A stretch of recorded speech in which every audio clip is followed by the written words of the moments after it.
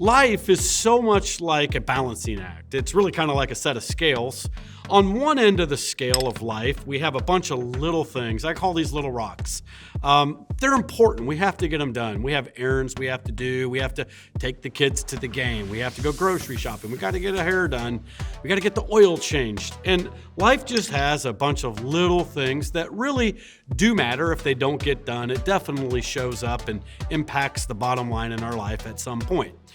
But if all our life is consumed with a bunch of little things, what happens is we come to the end of our life or to the end of a season and we realize I was busy, but I didn't really produce anything.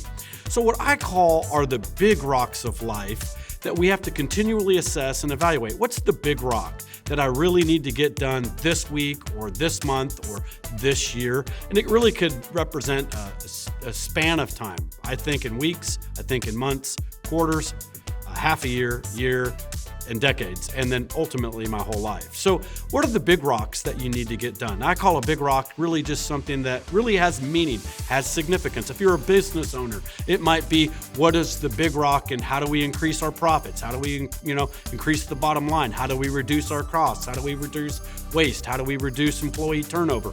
And those are big rocks that have big impact at the bottom line of our company. What it might be a big rock inside of your marriage that you're spending quality time, that you're improving your communication skills. What might be the big rock that really produces a lot in terms of your parenting, and that is making intentional time for your kids and learning to be a good listener, learning to help them learn to solve problems.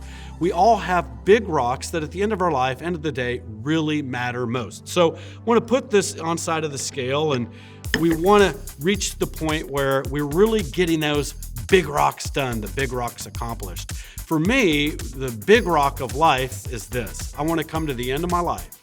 I want to stand before Jesus, and I want to hear him say, "Well done, good and faithful servant." That's really the biggest rock that I can achieve inside of my lifetime.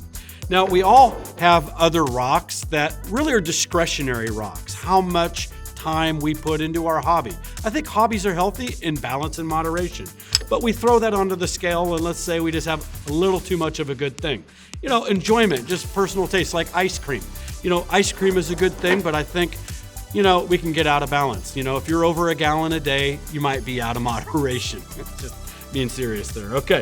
So, we might be looking at, spending time with friends. I think it's good to have good relationships, but maybe you're spending too much time with friends. It's too often with friends. Social media, you're just spending way too much time on social media and you're getting hung up and I got to check this. And what did they say? Did they like my post? And we all have a bunch of these little rocks that begin to fill up our schedule, but they're discretionary. But there comes this point where we've just added enough of the little rocks that it's now tipped the scale and we aren't going to get the big rock, the most important things done inside of our life. So this is where the concept of less actually can produce more. So if we do less of the unimportant things, less of the little things that really don't matter, so we can achieve more of the big things, the big rocks, it gives us a much more successfully balanced life.